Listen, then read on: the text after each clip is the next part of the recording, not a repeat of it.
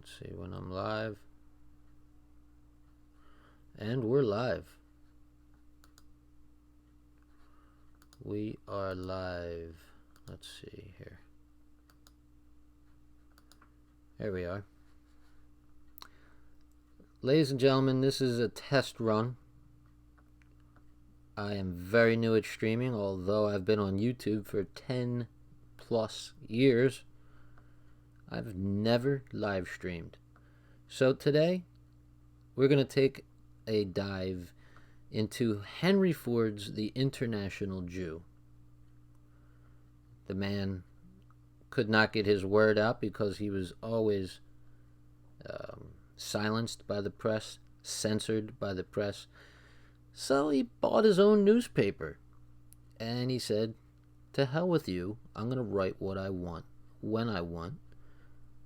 I have freedom of speech, and you sons of bitches, I've got enough money that I'm going to get my word out no matter what. So, I'll leave it up to your imagination as to who could control the newspapers and affect such censorship.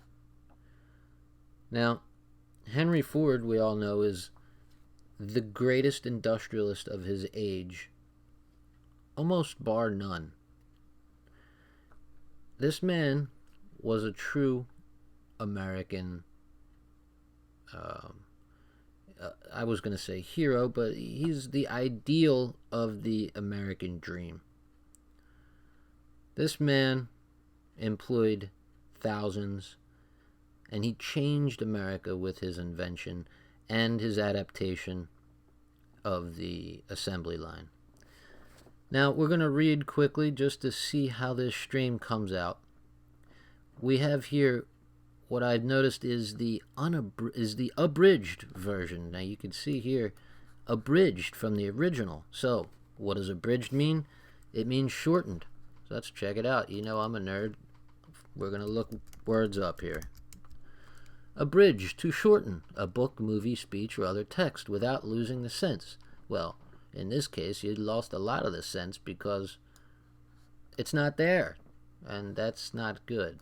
But never fear, I have the unabridged version ready to go. So, ironically, though, the abridged version has a couple things in it that the unabridged version does not. And namely, it has a foreword and a little bit about Henry Ford the man. So that's what we're going to read and see how it comes out. We're going to stop the stream after that. And then we're going to assess things, and maybe I'll do another chapter today. So, The International Jew, the world's foremost problem. Abridged from the original as published by the world-renowned industrial leader Henry Ford Sr., appearing originally in the periodical published by the Ford Motor Company, the Dearborn Independent. That was the name of the newspaper. So, skip ahead to the editor's foreword. This was written by a G.F. Green in 1948. In an interview published in the New York World, incidentally, the New York World is the reason why the World Series is called the World Series. Not a lot of people know that, but the original World Series was just a championship. A lot of people think it's kind of cocky to say my baseball team who won the World Series is the best in the world, but it has nothing to do with the rest of the world. It's just America. It's just that the newspaper, the New York World, sponsored the first championship series, and as such, they wanted to plug their name, so they called it the World Series. Okay, just a little tidbit. I can't help it. I'm a nerd. Forgive me. Let's see here. What do we got? Okay, I just need to get my definitions ready here. Let's see. It's going to be a little bumpy in this first part. I'm just learning how to stream, and I hope you bear with me. Okay, here we go. In an interview published in the New York World, February 17th, 1921, Mr. Henry Ford put the case for the Protocols of Zion tersely and convincingly. Tersely means briefly. Okay, shortened. Kind of like abridged. Terse, sparing in the use of words, abrupt. A terse statement. Henry Ford put the case for the Protocols of Zion tersely and convincingly. He said, quote, "The only statement I care to make about the protocols is that they fit in with what is going on. They are 16 years old, and they have fitted the world situation up to this time." The protocols were published in 1905 originally. He said, they're 16 years old and they have fitted the world situation up to this time. They fit it now, unquote. He made this statement when Jewish leaders and the Jewish press in America were fulminating against a series of articles printed in Ford's newspaper, the Dearborn Independent, during the years 1920 to 1922. So fulminated, what could fulminating mean? To bring about or to have occur, I guess? Fulminate. Express vehement protest. Okay, so, sometimes there are words that even this nerd doesn't know. And there are plenty, believe me. So, to express vehemently. And look at that, it comes from the Latin, struck by lightning. Fulminat. Fool me once. All right, here we go. Back to the text.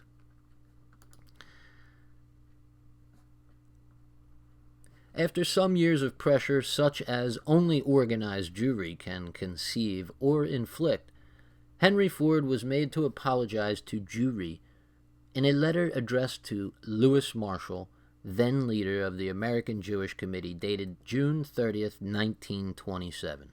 Ford's apology was abject, but neither then nor since did he ever deny the truth of the articles. Abject means low. So, let's see. Abject. Experience to the maximum degree. Completely without pride or dignity. Self-abasing and abject apology. Experienced or present to the... Experienced or present to the maximum degree. Okay, I got that wrong. So it's generally of something bad, and he's saying it to the max degree. All right? So he really means it. Ford's apology was abject, but neither then nor since did he ever deny the truth of the articles. As clearly as the protocols of the learned elders of Zion reveal a concerted plan of action, of intention, of achievement through centuries of world history, so the long series of articles in the Dearborn Independent expose the powerful concentration of forces organized by Jewish interests and the effects of Jewish influences in the United States from the time of the war. The scope of the original articles is wide. The analysis of the relentless march of Jewish ambition and the rapid acquisition of political power is deep and dispassionate. Dispassionate means, without a bunch of emotion. In their entirety, they present a most thorough exposition of the range of Jewish influences in America over many decades. Exposition means to show or to expose. They provide adequate evidence of the motives that inspire such phenomena and the ultimate objective towards which Jewish policy is leading the world. In the 29 years that have passed since the publication of the series began, in the 29 years that have passed since the publication of the series began, Jewish power in the United States has developed to a degree far outdistancing even the alarming proportions exposed at that time. So this has been written in 1948, and if Henry Ford back 29 years before this thought Jewish power was strong, got another thing coming. You should see 1948, and I'll tell that guy in 1948, you should see it now. You should see it now, my man. De jure and de facto, the United States of America can claim that title, though many American citizens may even yet be astonished and no doubt indignant to read the statement. Indignant means you're mad, you're angry about something. Indignant.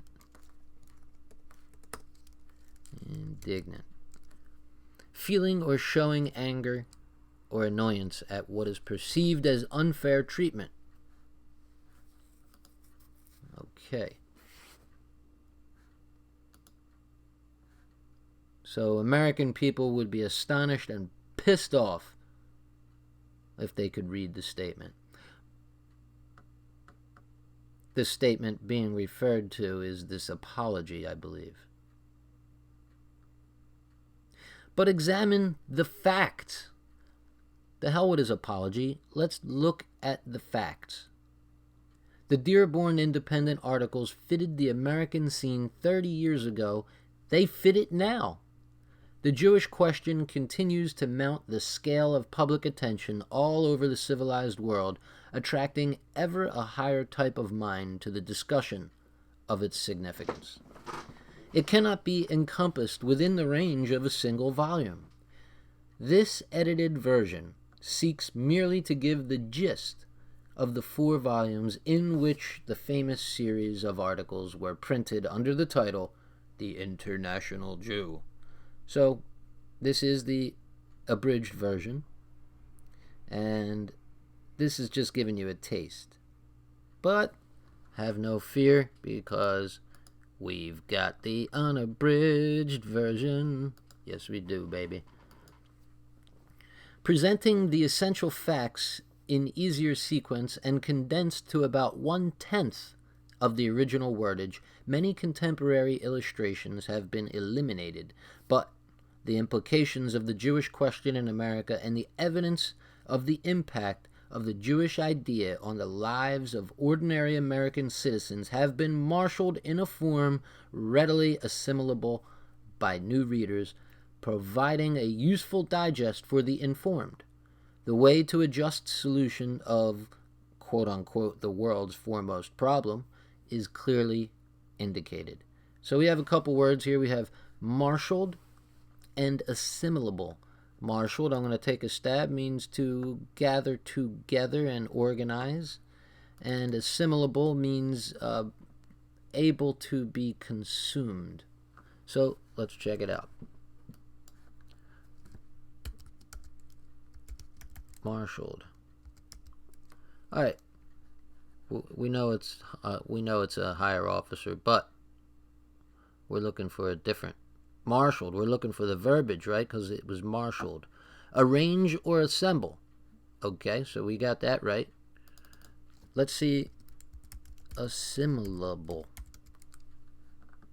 Guys, I highly suggest that anytime you see a word you don't know, you look it up and you get the definition, and every time you do this, your vocabulary expands significantly. These are words. Words are the arrows in your quiver. These are our weapons of war. How do you express yourself? How do you make yourself felt and known to others? It's with your vocabulary. Don't ever neglect to continue to educate yourself on through life. Okay, I'm done ranting. Assimilate, to take in information. I said consume, to absorb, right? And understand fully. So, this abridged version has made this assimilable. You guys can pause that and read the rest of this if you like. I also like to check out the origins of words, but I'm not going to do it for this. I really like etymology. I like to know where words come from, because it helps me to figure out other words in the future when you know the roots. And this one, just to give you one example, from the Latin assimilat, means absorbed, incorporated. From the verb assimilare, from add equals to. The prefix add means to, and similus means like. So to like. It's to absorb. Okay. Ladies and gentlemen, we are going to learn. When I am done with you, you're going to know all about what Henry Ford thought about Jews, and you're going to have a whole lot more arrows in your quiver. Okay. Now, where are we? Sorry for the digression. Truth is visible when honest men seek her diligently. The reader, wherever he may be, to whatever nation he may belong, should seriously reflect upon the fact that the conditions long operating in the United States and the conclusions which emerge from this investigation of the Jewish question in that powerful country can, in all probability, now be paralleled in his own land, his own city. If he should seek confirmation, let him look around. G.F. Green, London, February 1948.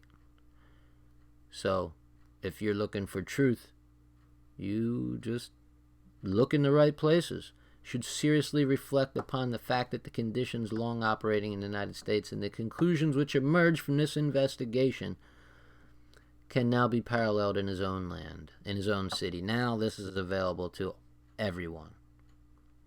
Henry Ford, the man. Henry Ford was born on July the 30th, 1863, during the American Civil War on a farm at Dearborn, near Detroit, Michigan. He was the son of William Ford, a prosperous farmer who was of Irish stock. His mother was of mixed Dutch and Scandinavian origin. At 17, he became an apprentice in a machine shop in Detroit, and he also kept a machine shop of his own and worked for a harvester company by repairing their portable farm engines. Harvester companies were the ones that made the tractors of their days, farm equipment.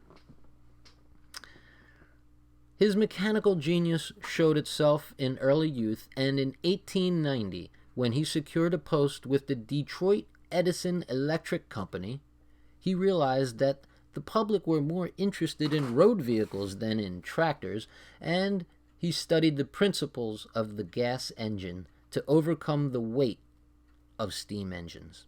In 1887, he had built his first gas engine and kept on building more. His first gasoline buggy was given a public trial in 1893, at which it attained a speed of 25 miles an hour.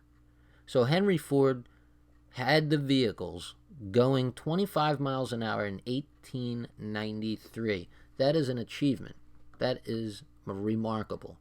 He was born in 1863, and by the time he was 30, he had a vehicle going 25 miles an hour. Well, shit, when I was 30, I was still sitting around playing fucking Battlefield 2. Alright. In 1903, he formed the Ford Motor Company with 12 shareholders and a capital of $100,000. Interesting. I'd like to know who those shareholders were and how much each one gave, if it was equitable, but that's neither here nor there. In 1920, he was producing 1,000 of the world-famous Ford motor cars a day. In 1924, the annual production of the Ford Works reached the towering peak of 2 million cars, trucks, and tractors. The secret of his success lay in mass production methods and high wages. A lot of people don't know that about Ford. He took care of his workers. He was a worker. He understands. Of humble origin himself, he had a deep feeling for his employees and worked out rough and ready principles in regard to labor, which he constantly applied. One was to pay the highest possible wages, and in this he was a true reformer. Another, to accept applicants for work without questions or references. Many European socialists were impressed by Ford's proof demonstration that Marx had been rendered obsolete by Ford and that capitalism could be rationalized and moralized. So you see, in a non-Jewish American, capitalism wasn't so bad, was it? Apparently, on the face of it, ostensibly. Let's see here.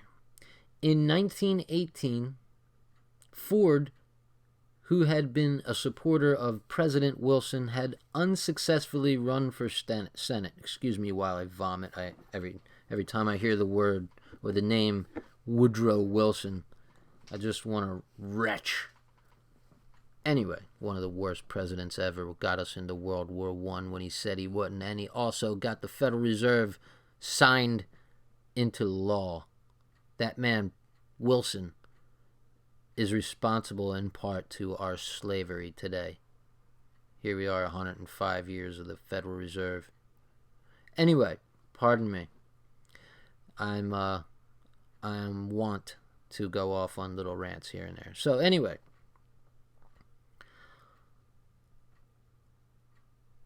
I'll read that again. 1918, Ford, who had been a supporter of President Wilson, had unsuccessfully run for the Senate.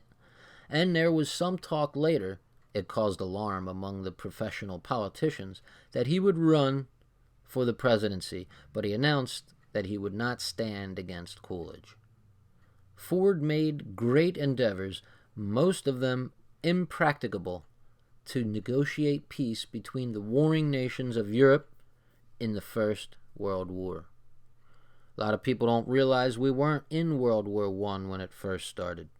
It started in 1917, and we didn't come into the World War until late 1918, I believe. Don't quote me on that. Americans wanted to stay out of that godforsaken war. It wasn't our battle, but between you and I, a guy by the name of Chaim Weizmann approached Lord Rothschild and the Lord Balfour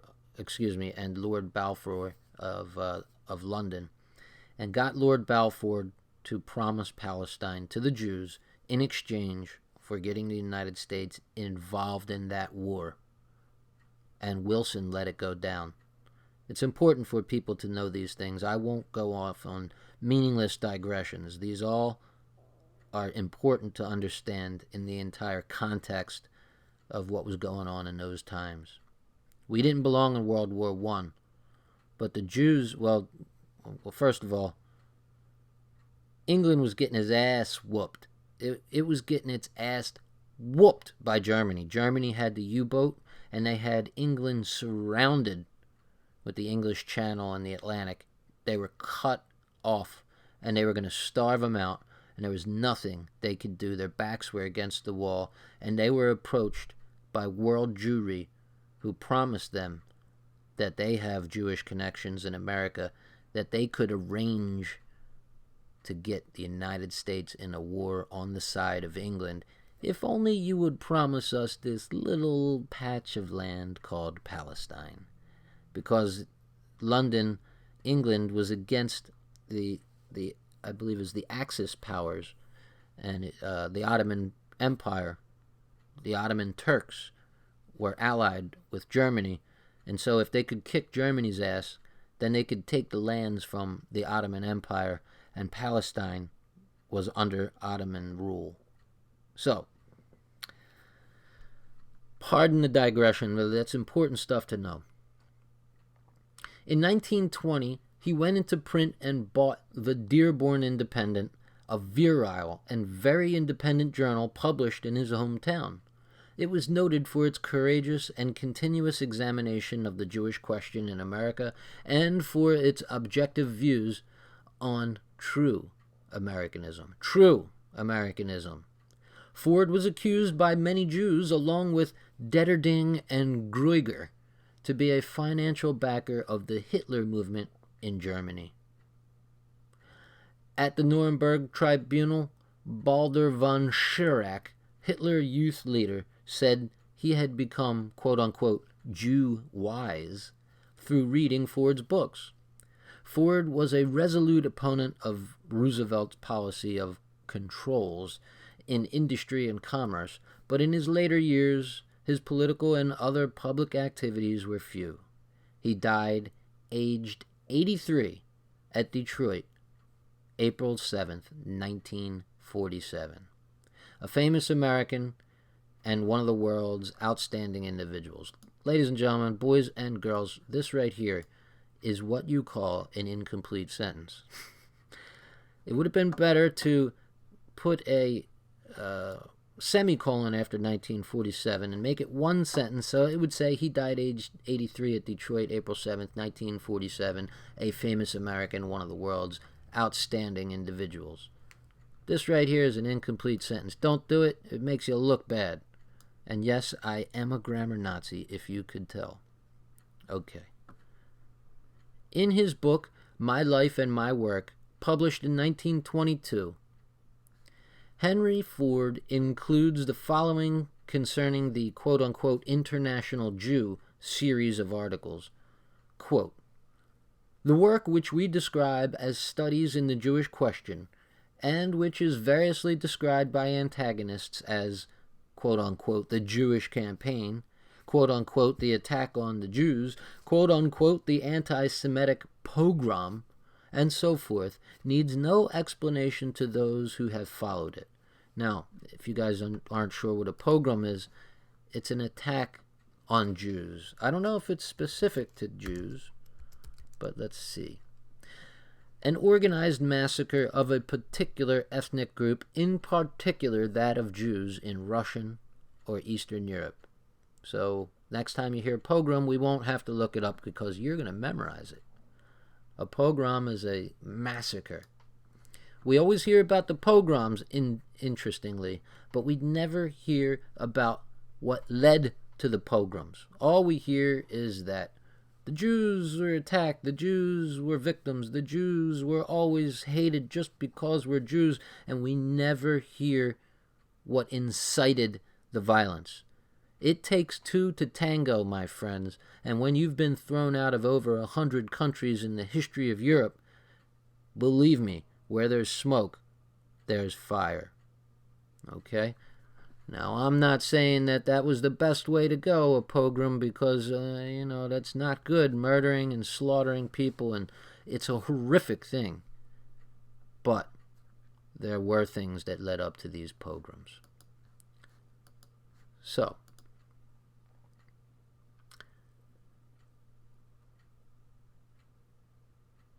its motives and purposes must be judged by the work itself, talking about the international Jew.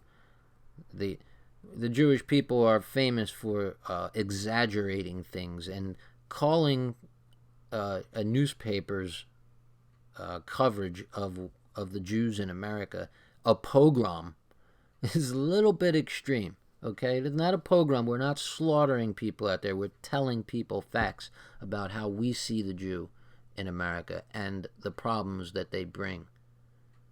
They bring good things too. Don't let me, fool you that it's all bad and that they are all bad. However, we must weigh the good with the bad. It is offered as a contribution to a question which deeply affects the country, a question which is racial at its source and which concerns influences and ideals rather than persons. So there's no one specifically, picked out by the International Jew series of articles, but it is about them generally. Our statements must be judged by candid readers who are intelligent enough to lay our words alongside life as they are able to observe it. If our word and their observation agree, the case is made. It is perfectly silly to begin to damn us before it has been shown that our statements are baseless or reckless. The first item to be considered is the truth of what we have set forth, and that is precisely the item which our critics choose to evade. See, they want to talk about how bad things are, but they don't talk about the specific facts raised. They just talk about it in general. It's anti-Semitic, it's a pogrom, Holocaust, it's horrible. But they don't talk about the specific facts. It's kind of like the crazy lefties today when you talk about race realism with them. They don't want to talk about the differences between the races specifically. They just want to label you a Nazi. Oh, you're fucking literally Hitler and all that bullshit. It's a common tactic amongst lefties. And, the righties aren't immune to it either. Let's be fair. So, judge it on the merits, they're saying. The first item to be considered is the truth of what we have set forth, and that is precisely the item which our critics choose to evade. Readers of our articles will see at once that we are not actuated by any kind of prejudice, except it may be a prejudice in favor of the principles which have made our civilization, namely truth and freedom of speech. There had been observed in this country certain streams of influence which were causing a marked deterioration in our literature, amusements, and social conduct. Business was departing from an old-time substantial soundness. A general letting down of standards was felt everywhere. The degradation of our standards, our morals, and our society. Sound familiar, boys? I mean, guys? All right. It was not the robust coarseness of the white man, the rude indelicacy, say, of Shakespeare's characters, Shylock, the Merchant of Venice, but a nasty Orientalism which has insidiously affected every channel of expression, and to such an extent that it was time to challenge it. That takes balls. And it takes even more balls today, in this day and age of censorship and labeling people before they even tackle any facts. It's just label and just you try to caricature your opponent instead of looking at the facts they're talking about. The fact that these influences are all traceable to one racial source, Jews, is a fact to be reckoned with. Our work does not pretend to say that last word on the Jew in America. It says only the word which describes his present impress on that country. When that impress is changed, the report of it can be changed. Our opposition is only to ideas, false ideas, which are sapping the moral stamina of the people. Let me read that again. Our opposition is only to ideas, false ideas, which are sapping the moral stamina of the people. So he's saying, listen, if the facts change, then we'll change our tune, but until then, we're going to call it like we see it. These ideas proceed from easily identified sources. They are promulgated by easily discoverable methods, and they are controlled by mere exposure. All right, promulgated. I know somebody's got to not know that. That means to promulgate, to put forth. Promulgate. Promote or make widely known an idea or cause. Okay, very good. Where are we? When people learn to identify the source and the nature of the influences swirling around them, it is sufficient. Let the American people once understand that it is not natural degeneracy, but calculated subversion that afflicts us, and they are safe. The explanation is the cure. This work was taken up without personal motives. When it reached a stage where we believed the American people could grasp the key, we let it rest for the time. Our enemies say that we began it for revenge and that we laid it down in fear.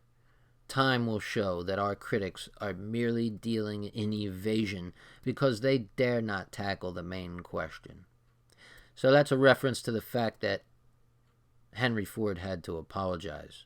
They put pressure on him to apologize. So there's some truth to that accusation, in my opinion, that they laid it down in fear, that they started it for revenge. Well, revenge, maybe. There's some truth to that. there was manipulation in our system. Henry Ford had enough of it. He wrote this International Jew series of articles in his own newspaper, and pressure was put on him to the point where he had to stop. And so I see that as a true accusation. But men being men, we don't like to admit that we were forced to do something. So there's a little bit of machismo at the end of this. Time will show that our critics are merely dealing in evasion because they dare not tackle the main question. And there's truth in that as well, that they dare not tackle the facts. All they do is attack the man ad hominem. Okay, so thank you for joining me on this stream. If there is one person out there listening to the stream, I have no idea. I'm not checking my data right now. But again, thank you. I hope this came out well. And if not, I'll do it again and just consider it practice. I'll see you later, maybe later today, for another